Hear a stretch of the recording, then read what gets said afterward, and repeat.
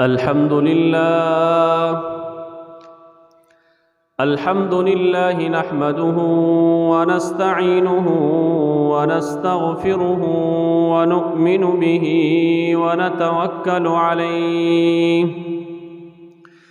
ونعوذ بالله من شرور أنفسنا ومن سيئات أعمالنا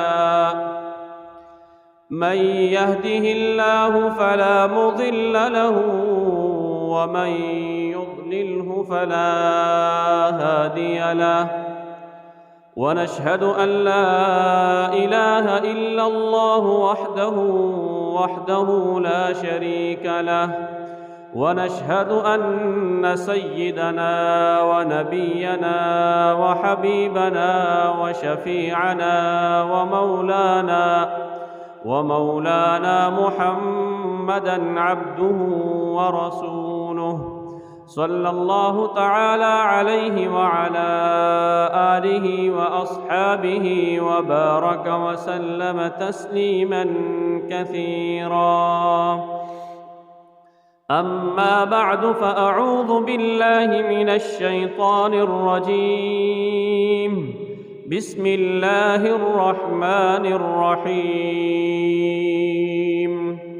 قد أفلح المؤمنون الذين هم في صلاتهم خاشعون والذين هم عن اللغو معرضون والذين هم للزكاة فاعلون والذين هم لفروجهم حافظون إلا على أزواجهم أو ما ملكت أيمانهم فإنهم غير ملومين فمن ابتغى وراء ذلك فأولئك هم العادون والذين هم لأماناتهم وعهدهم راعون والذين هم على صلواتهم يحافظون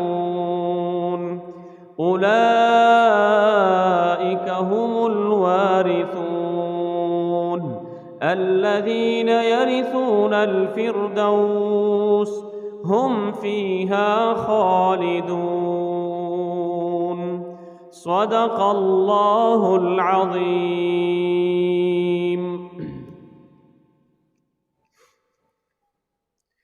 میرے محترم بھائی اور دوستو بزرگوں،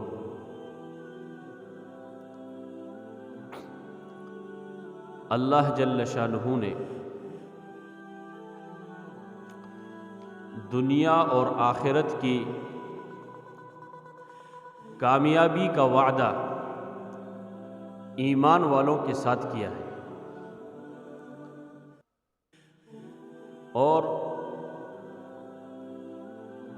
وہ ایمان والے کہ جن کے اندر اچھے صفات اور اچھے عادات پائے جاتے ہیں. اچھی صفات والا اور اچھی عادتوں والا اللہ کو بھی پسند ہے، اللہ کی مخلوق کو بھی پسند ہے. جس آدمی کے اندر، جس مرد میں، عورت میں اچھی صفات پائے جاتے ہوں، اچھی عادتیں ہوں، اللہ بھی اس سے محبت کرتے ہیں اور اللہ کی مخلوق بھی ایسے شخص سے اور ایسے مرد عورت سے محبت کرتے ہیں.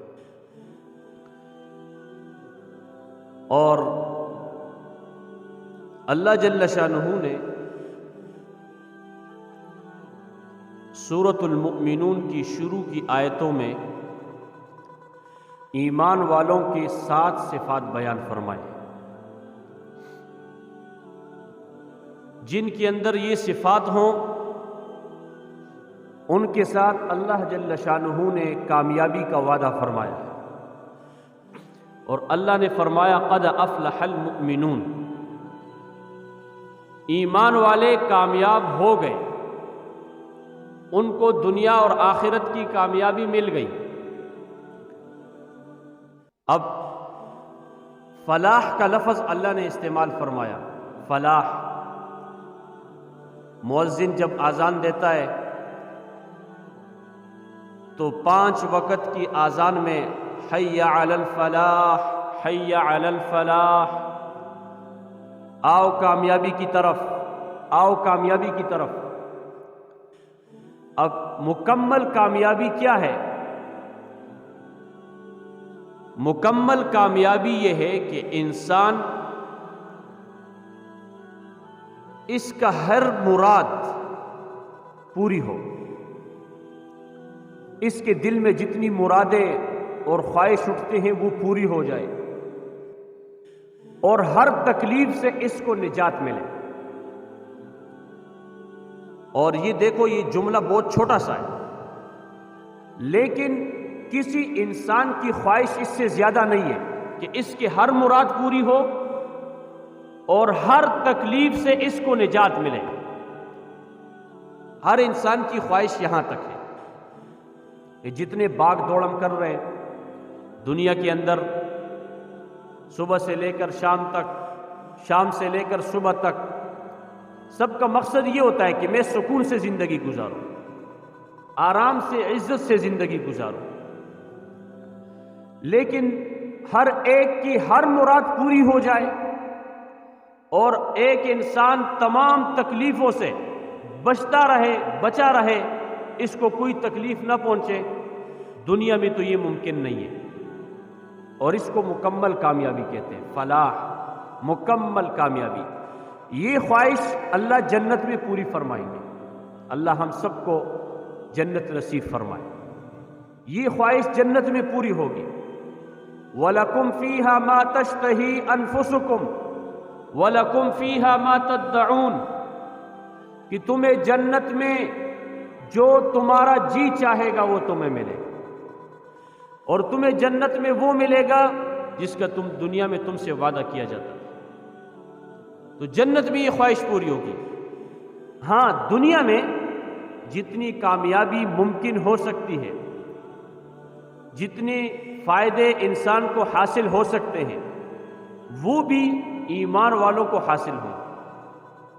تو اللہ جل شانہ نے اس سورۃ المؤمنون کی شروع کی آیتوں میں ایمان والوں کی 7 صفات بیان فرمائی. سب سے پہلی صفت کیا ہے؟ قد افلح المؤمنون الذین هم فی صلاتهم خاشعون. ایمان والے کامیاب ہو گئے، ان کو کامیابی مکمل مل گئی.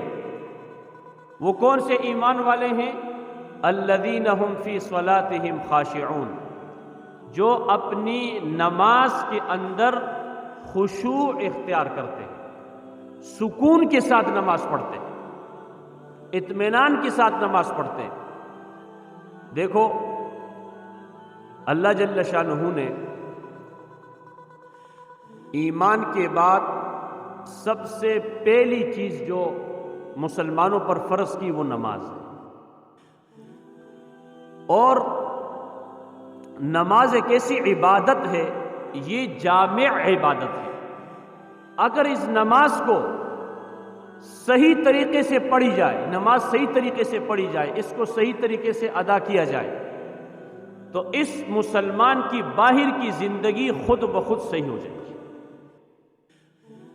اس لیے اللہ جل شانہ نے ایمان والوں کی صفات میں سب سے پہلی صفت یہ بیان کی کہ ایمان والے وہ ہیں جو نماز کو خشوع کے ساتھ پڑھتے ہیں، سکون کے ساتھ پڑھتے ہیں. حضرت انس رضی اللہ تعالی عنہ سے رسول پاک صلی اللہ علیہ وسلم نے فرمایا کہ جب تم نماز پڑھنے لگو تو قیام کی حالت میں وہاں نظر رکھو جہاں تم نے سجدہ کرنا ہے، اور دائیں بائیں التفات توجہ مت کرو، اپنی نظروں کو دائیں بائیں مت گھماؤ. ایک دفعہ رسول پاک صلی اللہ علیہ وسلم مسجد نبوی میں تھے، ایک آدمی نماز پڑھ رہا تھا اور نماز پڑھتے ہوئے اپنے داڑھی میں ہاتھ مار رہا تھا ایسے. تو آپ صلی اللہ علیہ وسلم نے ارشاد فرمایا، لو خشع قلب هذا لخشعت جوارحہ، اگر اس آدمی کے دل میں خشوع ہوتا تو اس کے تمام اعضاء میں سکون ہوتا۔ یہ جو داڑھی پر ہاتھ مار رہا ہے، اس کا مطلب یہ ہے کہ یہ اطمینان سے نماز پڑھنے والا نہیں ہے، اس کی توجہ نماز میں نہیں ہے۔ اس لیے نماز سکون کا نام ہے۔ آدمی کس کے سامنے کھڑا ہوتا ہے نماز میں؟ اللہ کے سامنے کھڑا ہوتا ہے۔ دیکھو، دنیا کے اعتبار سے مشاہدہ ہے، معمولی حیثیت کا آدمی جس کو دنیا کا چھوٹا سا عہدہ ملا ہے، اس کے سامنے کوئی جاتا ہے تو کتنے ادب کے ساتھ کھڑا ہوتا ہے کہ بھائی اس آدمی کے ساتھ میری حاجت ہے اور میرا فلاں مسئلہ ہے، ایسا نہ ہو کہ کوئی بے ادبی ہو جائے اور میرا مسئلہ حل نہ ہو۔ اب آپ جائیں کسی بڑے ڈاکٹر کے پاس تو باہر سے کہا جاتا ہے کہ بھائی موبائل فون بند کر دو، ڈاکٹر صاحب ناراض ہوتے ہیں، موبائل فون بند کر کے اندر جاؤ، اور یہ جو جانے والا ہے یہ بھی اس بھی متاثر ہو جاتا ہے کہ بھائی اتنی دور سے آیا ہوں، اتنی فیس میں نے دی ہے، اگر میں موبائل فون جو ہے نا آن کر کے اندر جاؤں گا، میرا موبائل آن ہو، ڈاکٹر صاحب ناراض ہو جائیں گے تو علاج نہیں کریں گے تو میں ویسے واپس چلا جاؤں گا۔ اتنا متاثر آدمی، دنیا کے چھوٹے سے حیثیت کا آدمی ہو اس سے متاثر۔ اب نماز میں آدمی کس کے سامنے کھڑا ہوتا ہے؟ اللہ کے سامنے کھڑا ہوتا ہے۔ للہ ملک السماوات والارض، زمین اور آسمان کی بادشاہت اللہ کی ہے۔ وللہ ما فی السماوات وما فی الارض، جو کچھ زمینوں میں ہے، جو آسمانوں میں ہے، یہ سب اللہ کا ہے۔ وَلِلَّهِ خَزَائِنُ السَّمَاوَاتِ وَالْأَرْضِ، زمین اور آسمان کی خزانے اللہ کے پاس۔ لَهُ مَقَالِيدُ السَّمَاوَاتِ وَالْأَرْضِ، زمین اور آسمان کی خزانوں کی چابیاں اللہ کے پاس ہیں۔ وہ اللہ اکبر ہے، وہ سب سے بڑا ہے، اس کی قدرت کامل ہے، اس کا علم کامل ہے، اس کی طاقت کامل ہے، وہ حی القیوم ہے، لا تأخذہ سنۃ ولا نوم ہے، سارے انسانوں کو، ساری مخلوق کو سلاتا ہے، خود سونے سے پاک ہے، اونگ سے پاک ہے، کمی سے پاک ہے، وہ سبحان ذات ہے، پاک ذات ہے، کبھی کوئی کمی اس کے قریب کو نہیں گزری ہے، وہ ایسا اللہ ہے۔ اس اللہ کے سامنے آدمی نماز میں کھڑا ہوتا ہے تو کس حالت میں آدمی کو کھڑا ہونا چاہیے؟ ساری طرف سے انسان توجہ ہٹا کر نماز میں اللہ کی طرف متوجہ۔ اللہ مجھے دیکھ رہا ہے۔ کون مجھے دیکھ رہا ہے؟ اللہ مجھے دیکھ رہا ہے، اور جو کچھ میں زبان سے پڑھ رہا ہوں، سبحانک اللہم وبحمدک وتبارک اسمک الحمد للہ رب العالمین سبحان ربی العظیم سبحان ربی الاعلی، اس اللہ کی پاکی، اس کا حمد، اس کی تعریف اپنی زبان سے نماز میں بیان کرتے، اور یہ توجہ نہیں ہے کہ وہ اللہ سن رہا ہے، توجہ کسی اور طرف۔ حدیث پاک میں آتا ہے جب کوئی آدمی نماز میں داخل ہوتا ہے تو اللہ جل شانہ اس کی طرف متوجہ ہو جاتے ہیں، اور جب تک یہ آدمی نماز میں اللہ کی طرف دھیان کر کے نماز پڑھتا ہے اور جو کچھ یہ پڑھ رہا ہے اس کی طرف اس کی توجہ ہوتی ہے، تو اللہ جل شانہ اس بندے کو طرف متوجہ ہوتے ہیں۔ اور جب یہ نماز سے توجہ ہٹا لیتا ہے، ہوتا نماز کے اندر ہے لیکن اس کا ذہن دکان میں ہے، گھر میں ہے، بچوں میں ہے، اپنی تجارت میں ہے، اپنے شغل میں ہے، تو اب اللہ جل شانہ بھی اس بندے سے توجہ ہٹا لیتا ہے۔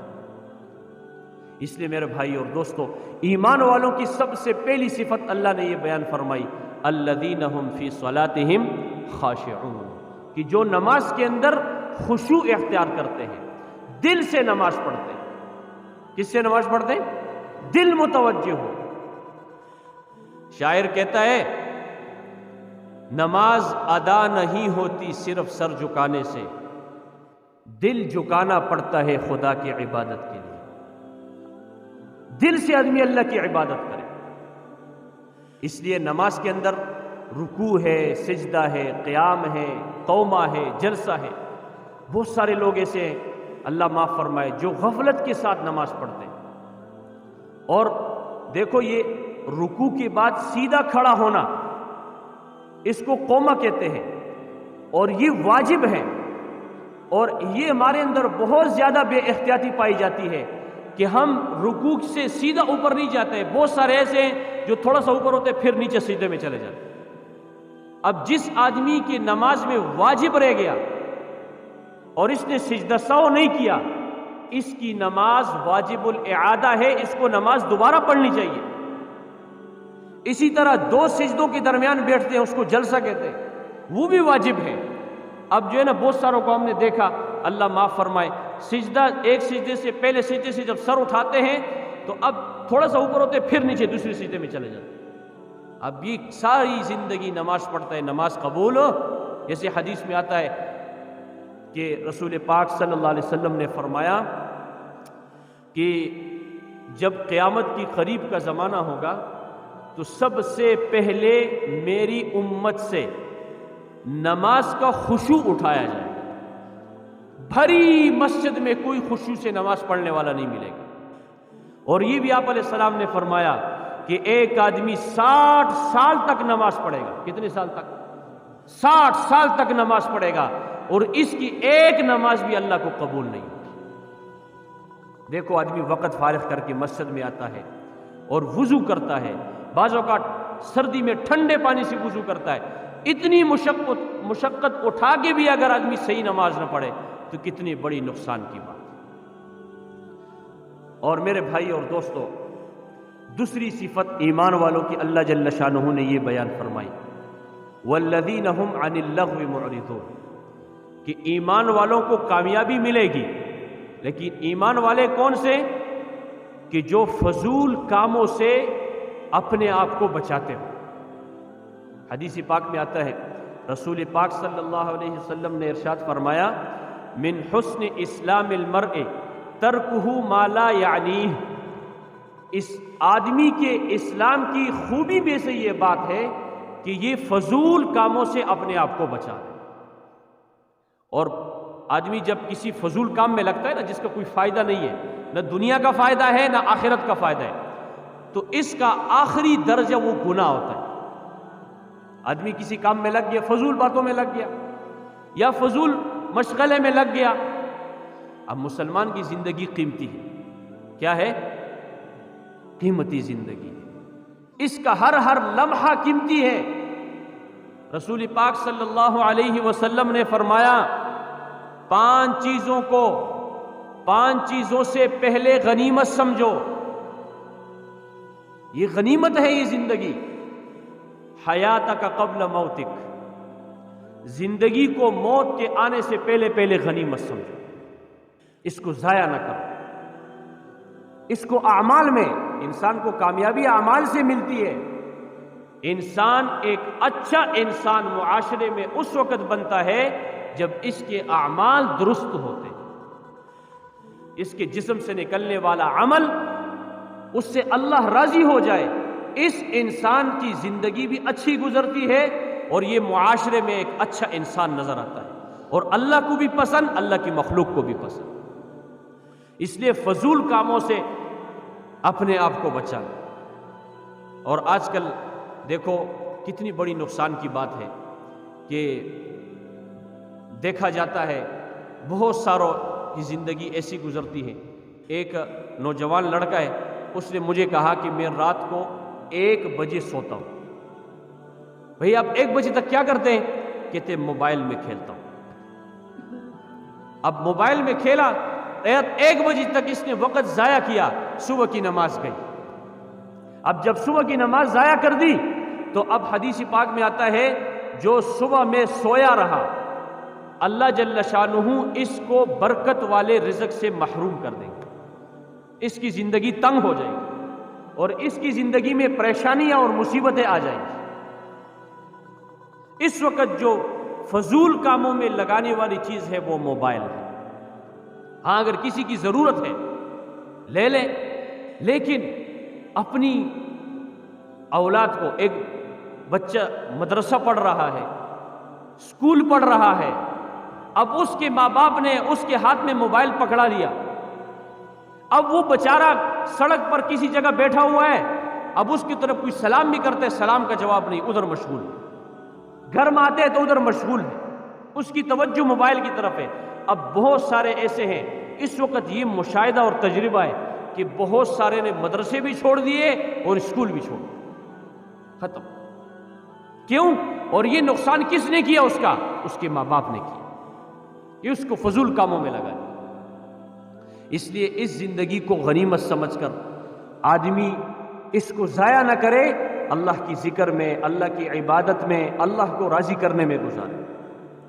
اور تیسری صفت ایمان والوں کی اللہ نے یہ بیان فرمائی کہ والذین هم للزکاۃ فاعلون، کہ جو اپنے نفس کا تزکیہ کرتے ہیں، اپنے نفس کو، اپنے دل کو گناہوں سے پاک رکھتے ہیں.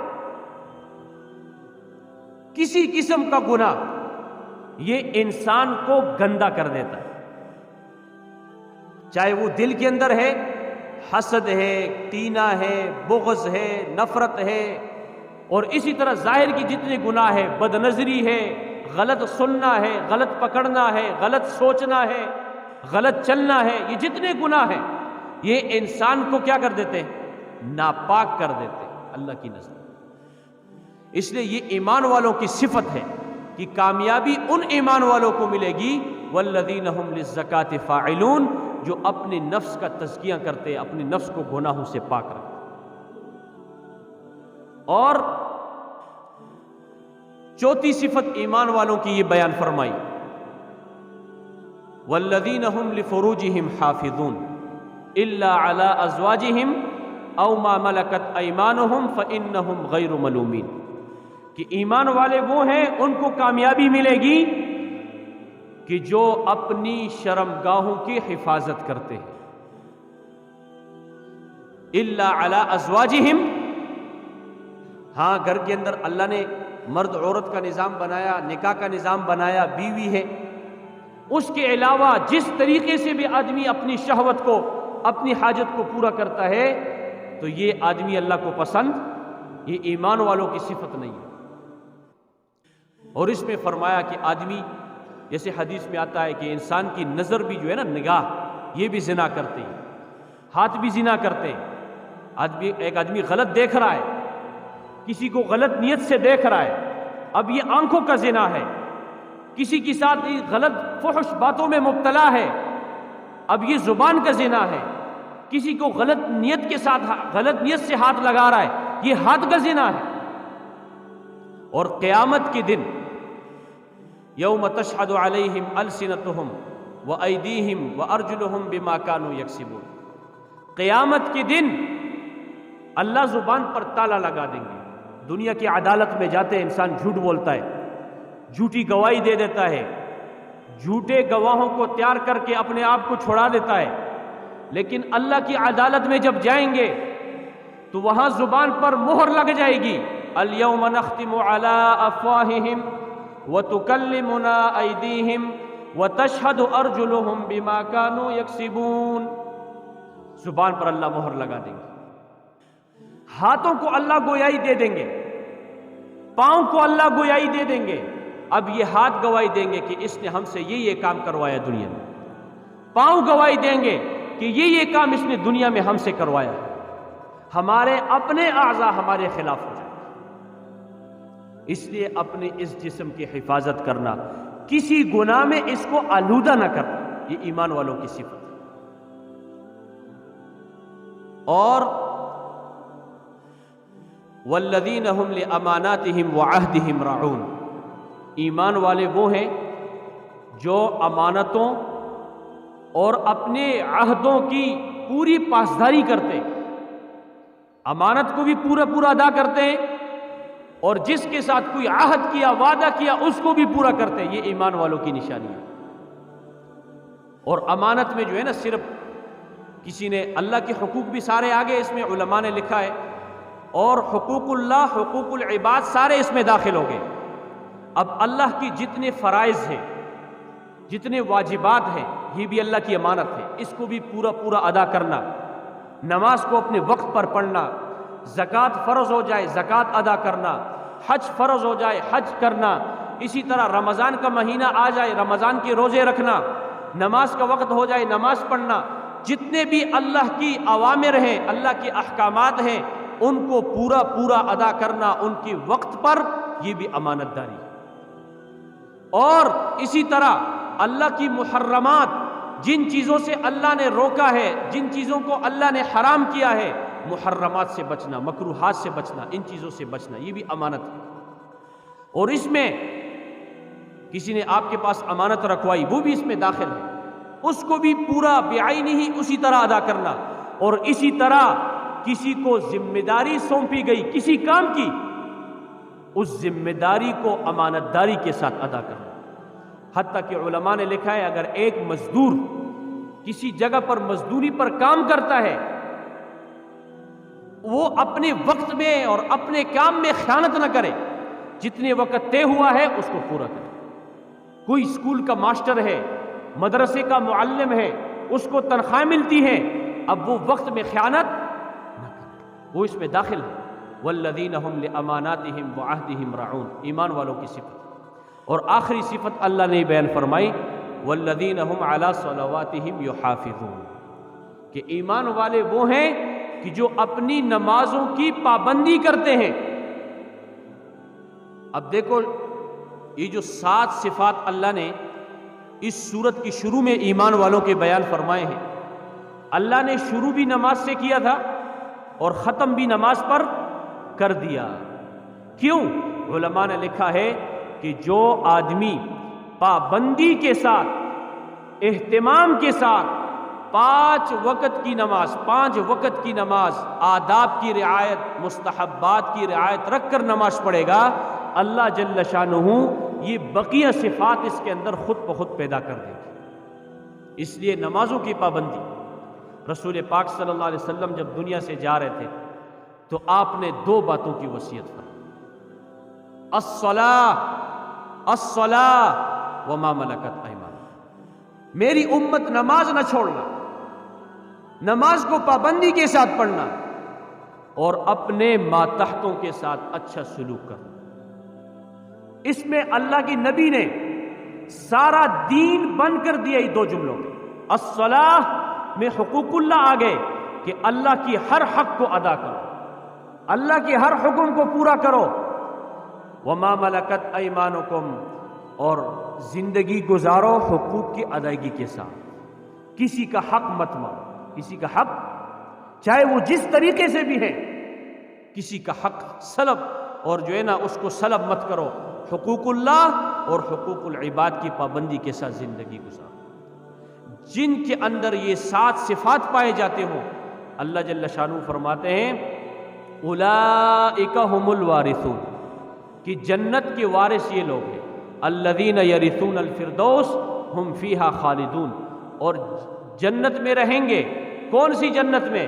اللہ جل شانہ ایمان والوں کو، اور وہ ایمان والے جن کے اندر یہ 7 صفات پائے جاتے ہوں، اللہ جل شانہ ان کو جنت الفردوس کا وارث بنائیں گے۔